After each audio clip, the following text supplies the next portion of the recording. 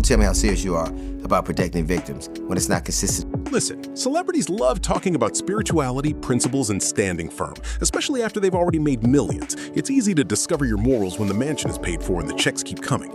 But DL Hughley has spent decades in this industry, and his approach has always seemed different. When something crosses a line he believes in, he doesn't appear interested in taking the easy paycheck just to stay comfortable.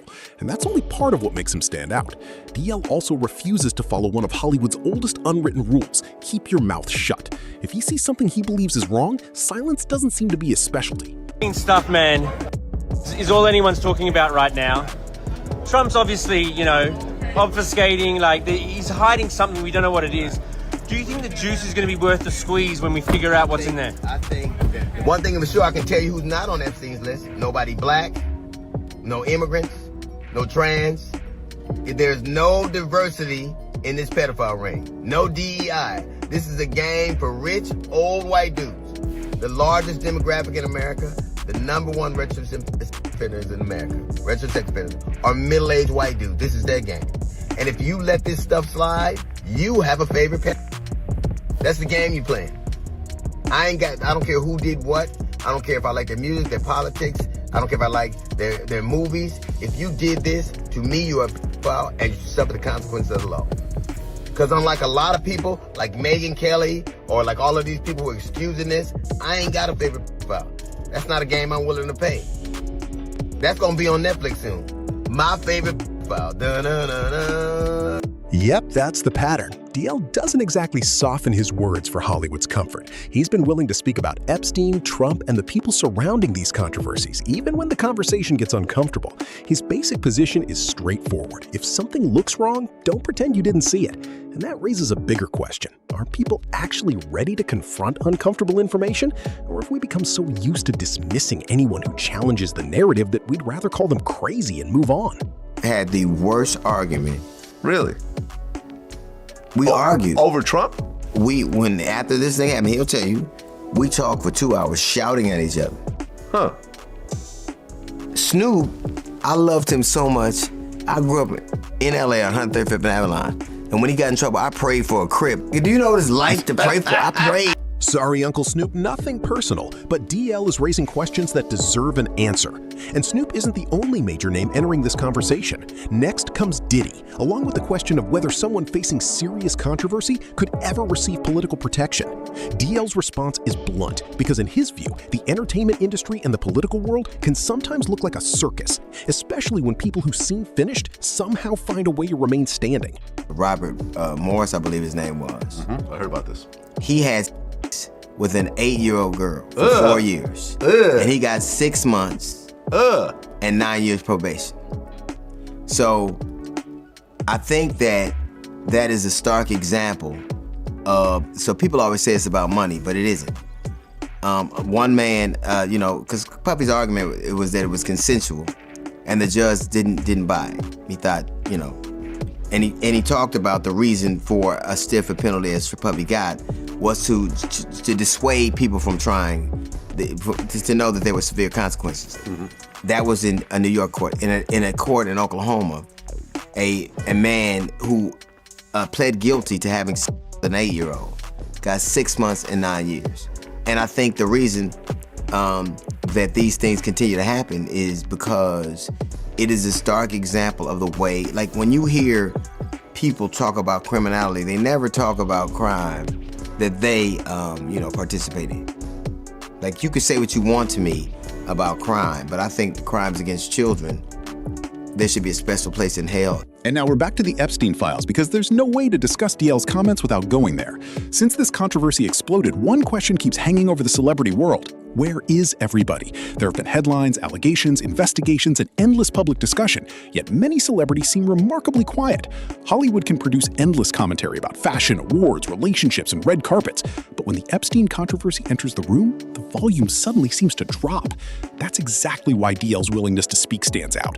Whether he's discussing politics or Epstein, he doesn't appear eager to simply move along when the subject becomes uncomfortable. I'm saying pedophiles didn't exist in every community. But these pedophiles had resources. They bought an island, and they took children there. And the only reason, had that been anybody else, if they were black, if they were brown, if they were women, if they were anybody else, we would know everything. Their power I mean, our pedophile, their pedophiletic friends, ours listen to them. I just think you cannot have a world that where men get to do what they have unfettered access to victims and to what the narrative is without knowing. I think I know me personally. I've never sent a birthday card to a I've never had Thanksgiving with a pet. Right. I've never been in close proximity constantly to a pet. Even if you didn't believe that there was any connection to it, which I think is strange credulity, doesn't it say something about your judgment that you would hang around somebody who is that? It does, but I think a lot of people wouldn't sort of like draw a line through him just because he's hanging out. But Okay. but do you think there's anything in there? Wait a minute. I know men who are going to jail for hanging out with people.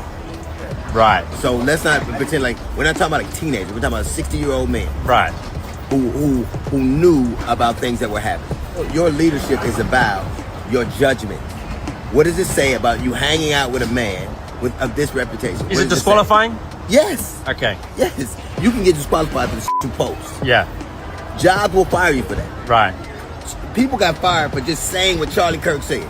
But you can't get fired, or you can't, it's not a disqualifier to hang around people who've done that harm to the least protected among us. It's insane. A lot of people would say no, but I get where you're at. I get where Because you're at. a lot of people would say no because he's a white guy. Right.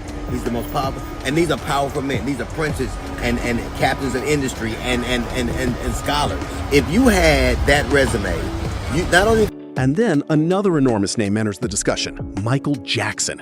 This is where the conversation becomes even more complicated because Jackson's legacy has long been surrounded by controversy and allegations. People have argued about those allegations for years, and opinions remain deeply divided. But this isn't about deciding the case ourselves. It's about hearing what DL thinks. His comments focus on the boundaries adults should maintain around children and why fame shouldn't automatically become an excuse for behavior that would otherwise raise serious questions.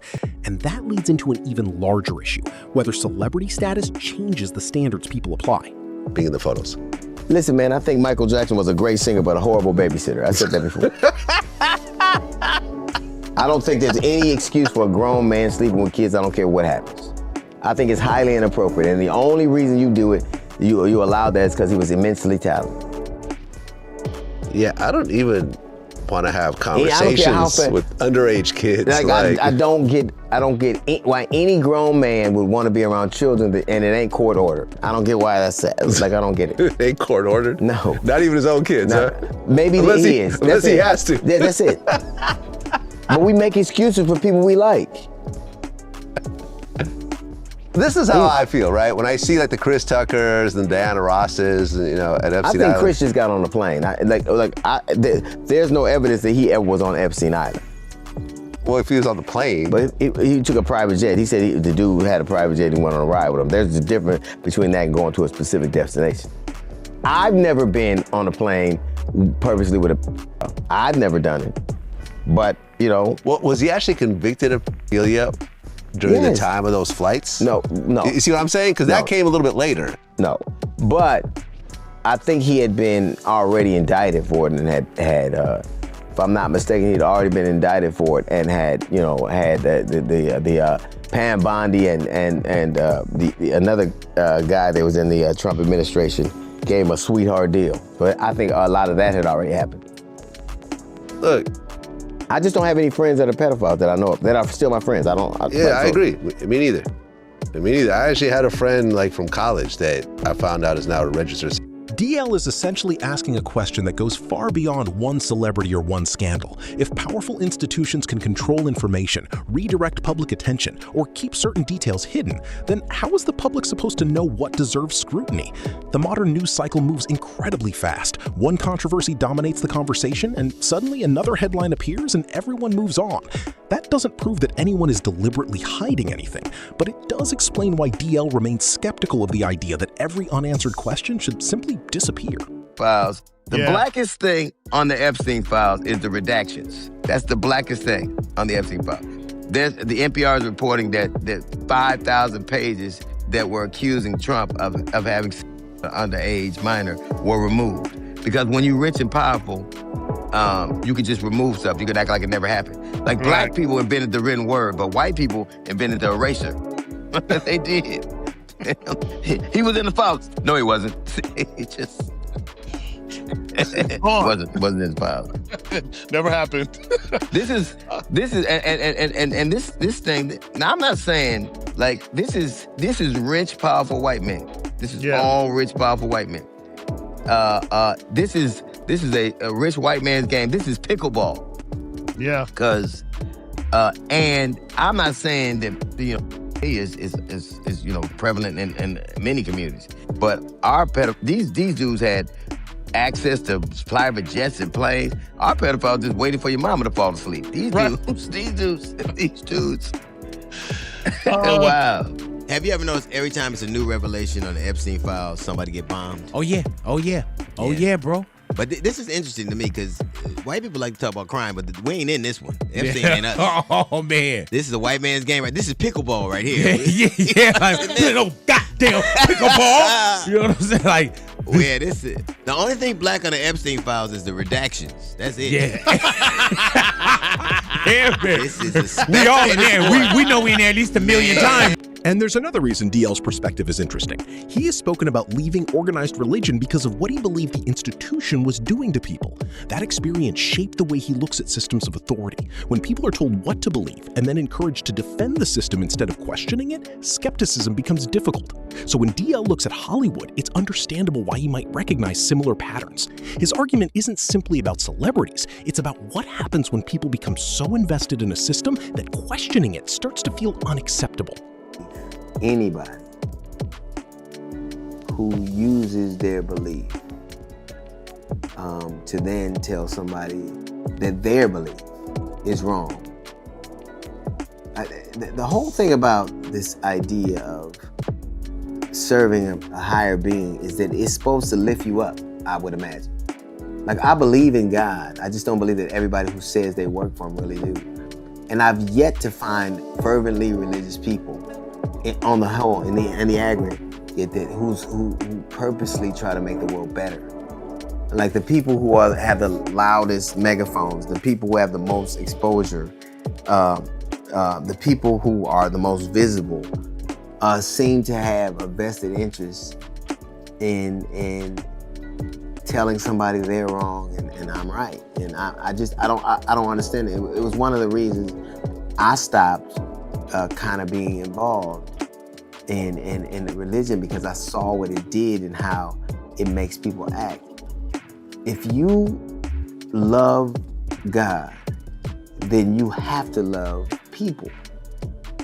And if you and you have to love them regardless of who they are, where they're from. It's almost like when I point things out, people are like, oh, you're racist, which is impossible for me. I don't have a system that's going to hold people back.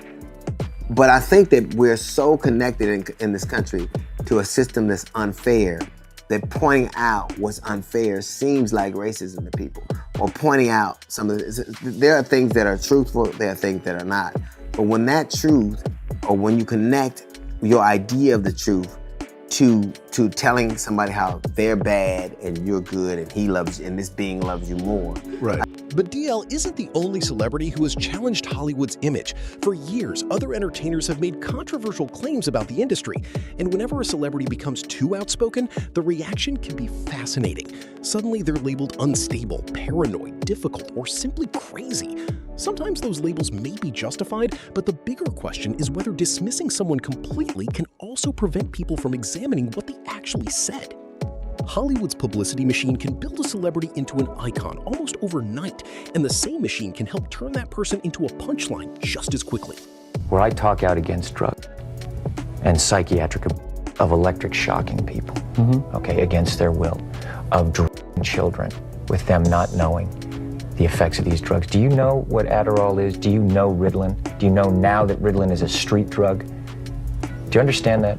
The difference is this was not against her will, though. But this wasn't against Brooke's will. Matt, I'm asking you a question. I understand there's abuse of all of these things. No, you see, here's the problem. You don't know the history of psychiatry. I do. All it does is mask the problem, Matt. And if you understand the history of it, it masks the problem. That's what it does. That's all it does. You're not getting to the reason why. There is no such thing as a chemical imbalance. I'm saying that aren't the answer, that these are very dangerous. They're mind-altering, antipsychotic drugs. And there are ways of doing it without that so that we don't end up in a... And this brings us to a much bigger idea: influence. Edward Bernays became famous for developing modern public relations techniques and demonstrating how psychology could shape public opinion.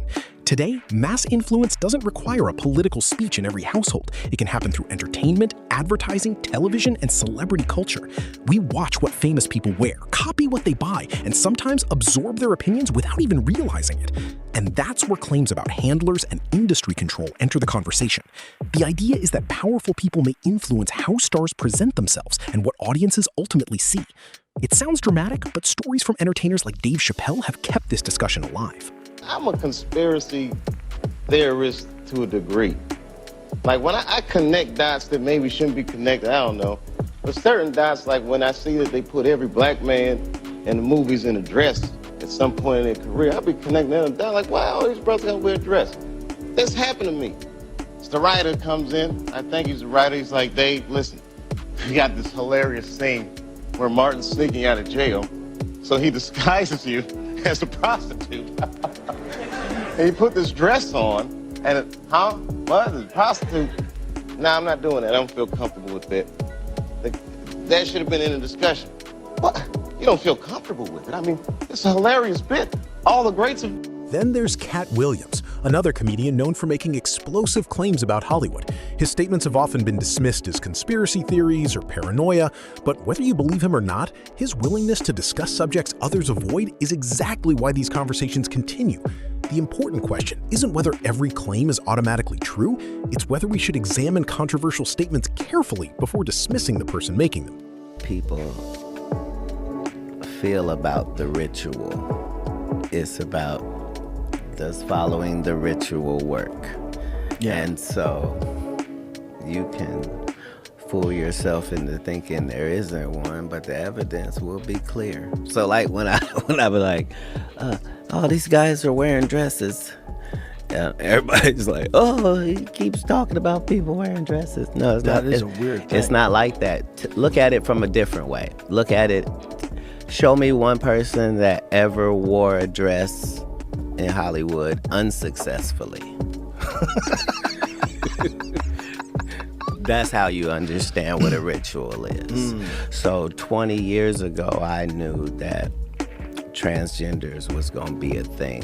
It wasn't because I was a prophet. It's just I had gotten so much information that I understood that things are secular. So I understood that the earliest I had seen that word transgender was Baphomet the trans. And then we reach an old Larry King interview featuring Jim Carrey and Jenny McCarthy. At the time, their comments could easily have been dismissed as another strange celebrity conversation, but years later, people are watching that footage differently because debates surrounding medicine, pharmaceutical companies, and vaccines have become far more heated. Whatever conclusion viewers reach, the clip demonstrates how dramatically public perception can change over time, and how yesterday's strange conversation can suddenly become today's controversial debate. To know more about something that could save a life or prevent a disease. I don't understand. The AAP is financed by the drug companies. Medical schools are financed by the drug companies. This is a huge business. Vaccines are the largest growing division of the pharmaceutical industry. $13 billion. They control medical schools. I mean, these doctors are not learning about prevention or vitamins or diet. What we're asking is for them to take a loss for the good of our children. That's a tough sell in a boardroom. And as a precautionary measure right now. You remove certain medications off shelves because they're deemed unsafe. Why not vaccine? So maybe the most interesting part isn't simply what these celebrities said. Maybe it's how quickly audiences decide who deserves to be believed and who deserves to be laughed at. Hollywood can build someone into an icon, then turn around and portray that same person as unstable or ridiculous when they become inconvenient. That's a powerful ability to shape perception. And now the question comes back to DL Hughley.